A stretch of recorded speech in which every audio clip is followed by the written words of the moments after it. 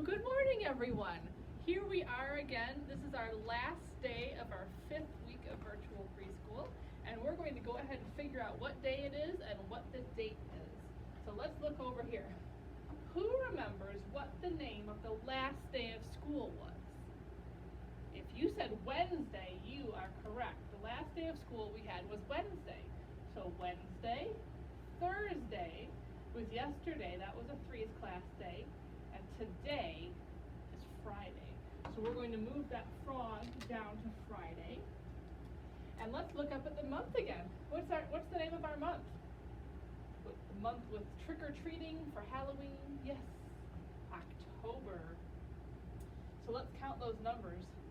1, 2, 3, 4, 5, 6, 7, 8, 9, 10, 11, 12, 13, 14. What comes next? That's right, 15. And let's see what the picture will be. Pumpkin, apple, pumpkin, apple, pumpkin. Yep, so we have a 15 on a pumpkin. Now that was yesterday, so we need to do one more. So 13, 14, 15, 16. Let's see. Pumpkin, apple, pumpkin, apple, pumpkin, apple.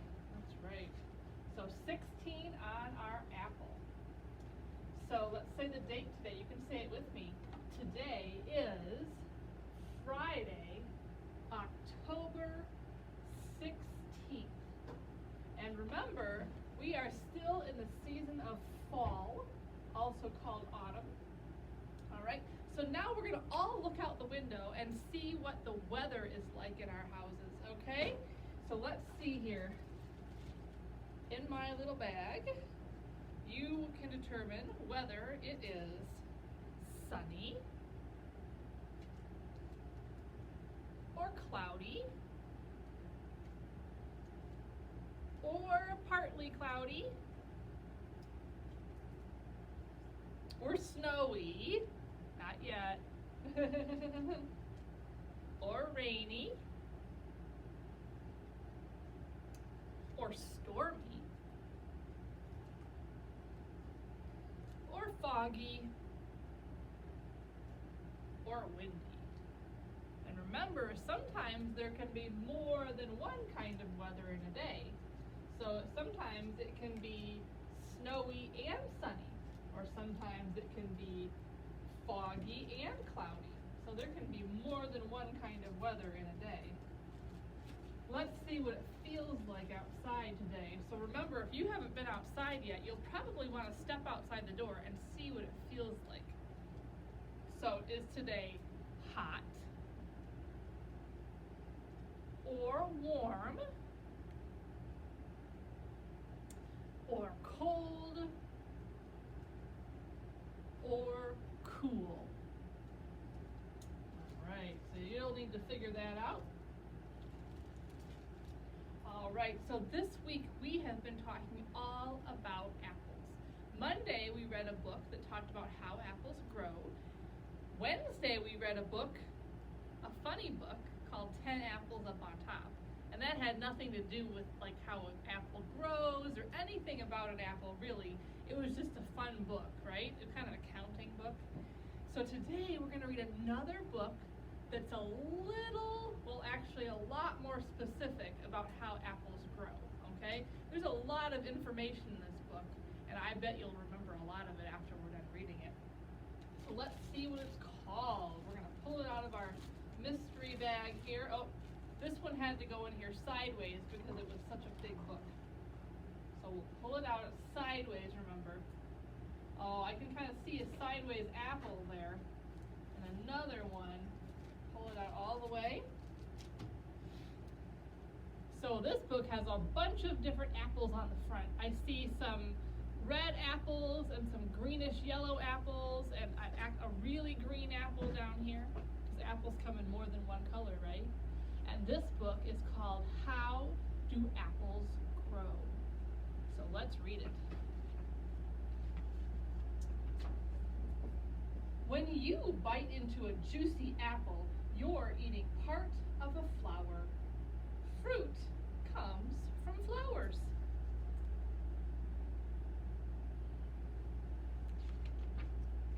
In winter, an apple tree is bare. It's hard to imagine it covered with flowers or fruit. We've talked about this a few different times, bare trees, right? But even in the cold and snow, tiny leaf buds and flower buds are waiting to open. So there's a picture of an apple orchard in wintertime. Inside each leaf bud, so see these little things right here at the tips of the branches? Those are leaf buds. So inside each leaf bud are tiny curled up leaves. Inside each flower bud are all the parts of an apple flower. Apple flowers are pink and white and sweet to smell. And each flower is the beginning of an apple. So there you see some trees with some flower buds on them. When spring comes, there are more hours of sunlight. The days are longer and warmer. The leaf buds open. Tiny green leaves appear on each twig. When the apple tree is covered with leaves, the flower buds begin to open. Up close, you can see branches of small pink and white flowers at the end of each twig. So you can see them right there. And if you were to go to an apple orchard in the spring, that's what you would see too. Each flower can become an apple, but all the right things must happen first. An apple flower has many parts, and each has a special job to do. Around the outside are the sepals. So there's the apple, these are the flower buds right here, and the outside part are called sepals. They form a little cup to protect the rest of the flower. As the flower blossoms, the sepals open too.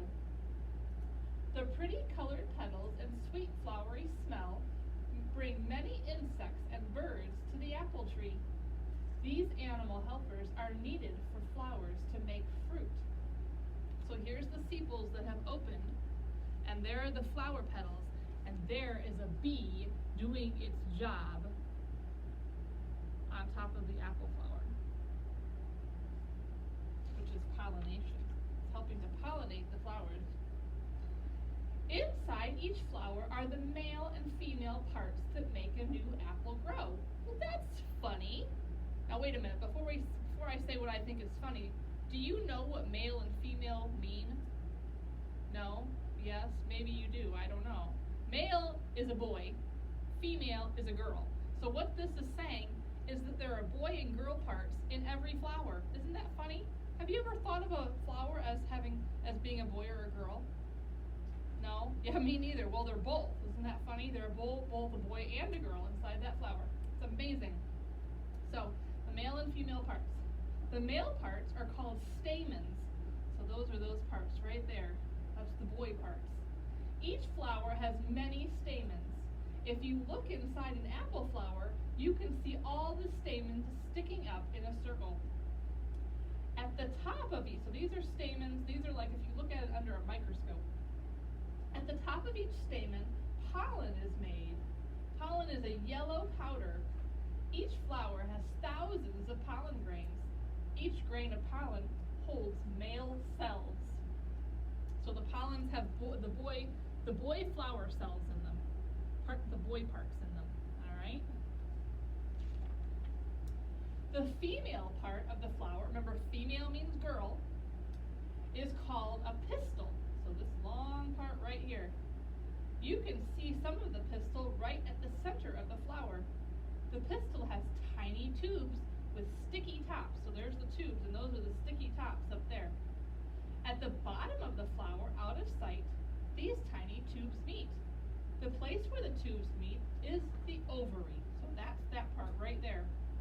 The ovary is the part of the pistil that holds the female cells. So the girl parts are all in there, right? The boy parts are in the pollen, and the girl parts are in the ovary.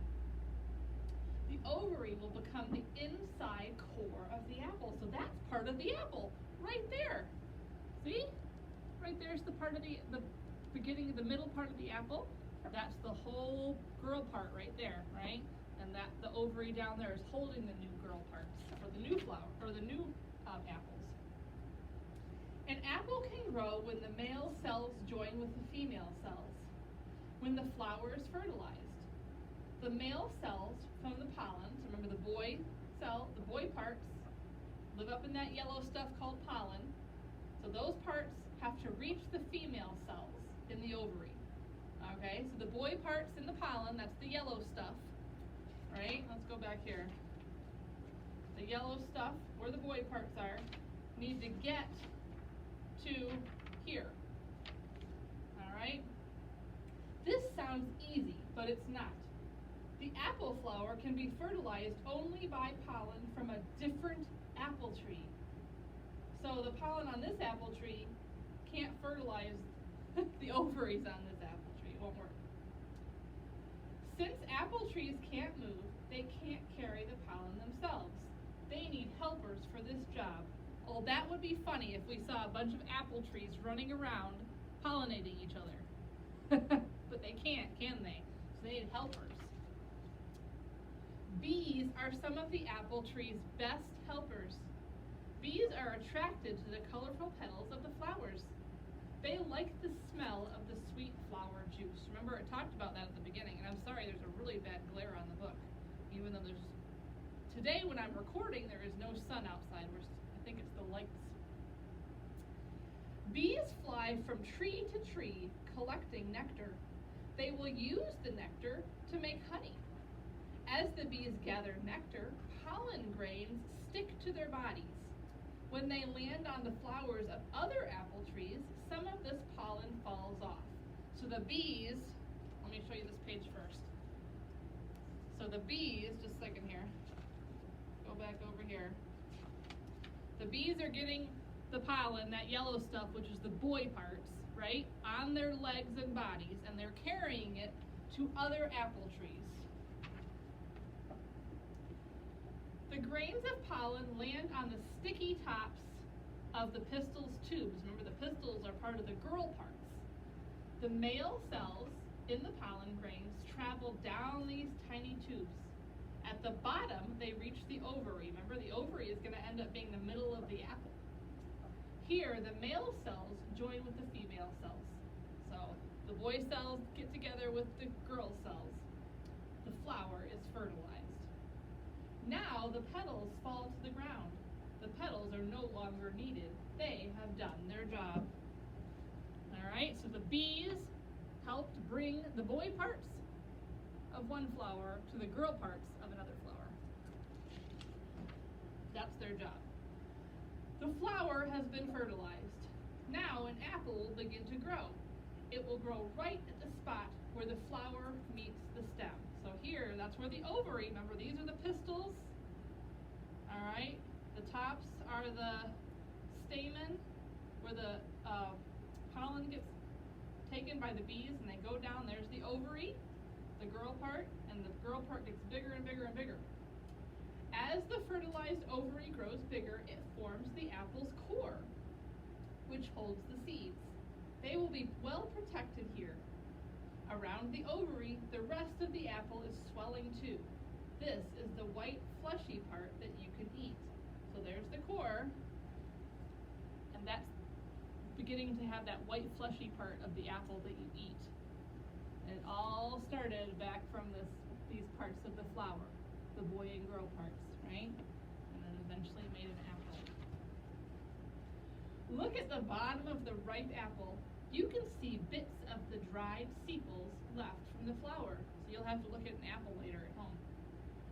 When the apple is cut open, you can see the seeds. Look carefully and you'll see 5 little compartments or sections. There may be as many as 10 seeds inside your apple. The seeds are the fertilized female cells. So that's the seeds are the girl part in the apple. Apple seeds can grow into new apple trees. So remember over there it said you can see the leftover parts of the sepals. Remember the sepals are the boy parts. And then over here, the seeds inside the middle of the apple are the girl parts. The apple tree must feed the growing apples by using sunlight, water, and air. The leaves make a special kind of sugar. This sugar feeds the fruit. It takes about 50 leaves to make the sugar for one apple.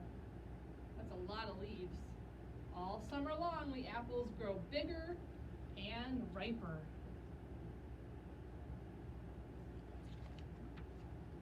When fall arrives, the apples are almost ripe. During the last few weeks, the apples can feed themselves. They make their own sugar now. The sugar makes the apples sweet. So we have red delicious apples, Macintosh apples, golden delicious apples, and Granny Smith apples here. Sunlight helps the leaves and the apples to make food. It also helps to change the skin color of some apples.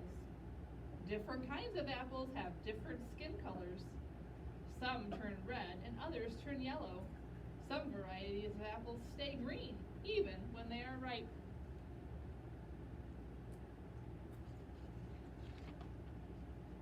When the apples are ripe, it is time for picking. If no one picks the apples, they will fall to the ground. Animals will eat some of them and may carry the apple seeds to other places. Some of these seeds will grow into new apple trees. Some of the apples may just rot on the ground. After a while, they will become part of the soil. They will help to feed the tree. Now, did you know, this is a fun fact that you might not know. If you plant seeds from any kind of apple, so let's say you have a Granny Smith apple, which is this green kind right here. If you plant seeds from a Granny Smith apple, your new apple tree that grows won't grow Granny Smith apples. Isn't that funny? It'll grow a whole new kind of apple. Pretty interesting fact. As fall ends, the trees lose their leaves. New buds are already forming. They will be the next year's apples. For now, the apple tree's work is over. For you, it's time for the best part. It's apple eating time. Or apple pie making time. Or apple crisp making time, because I put that apple crisp recipe in your take-home packet this week so you can make apple crisp. Okay, so I was going to share, I don't have examples of this because it's something you just kind of need to do at home, but one of the activities that we often do at preschool is washing apples, and the kids really like that. And I sent a website in your email last week that I sent out that gives kind of directions on how to set up an apple washing station. And it's pretty easy. It's just water, apples, scrub brushes, pretty simple. Kids love to do it. After they've scrubbed the apples, they can eat them. At school, we like to make it into apple cider with my juicer that I have. That's really fun. The kids really enjoy that. And the other thing they really enjoy using is those apple corers. I meant to bring it today. I have one at home. I meant to bring it to show you all on here. But it peels the apple, it cores the apple, it slices the apple, and then the kids really love to use that. You just have to remember to make sure that they know where the sharp parts are and not to touch those. But they're really good about that. We do that at school every year. So apple washing. And another activity we like to do every year is apple printing. And that's just when you cut apples in half and have paint and use the apples as a stamp. So there's directions. There's a website with directions on how to do that too in your email. All right? And then don't forget about your journal question this week. Okay? Don't forget about those journals. And that is what I have for you today. So we don't have small groups on Fridays, so I hope you all have a great weekend, and you will see me again for circle time on Monday, and we will have small groups again on Monday and Wednesday. So I hope everyone has a great weekend. Bye, everyone.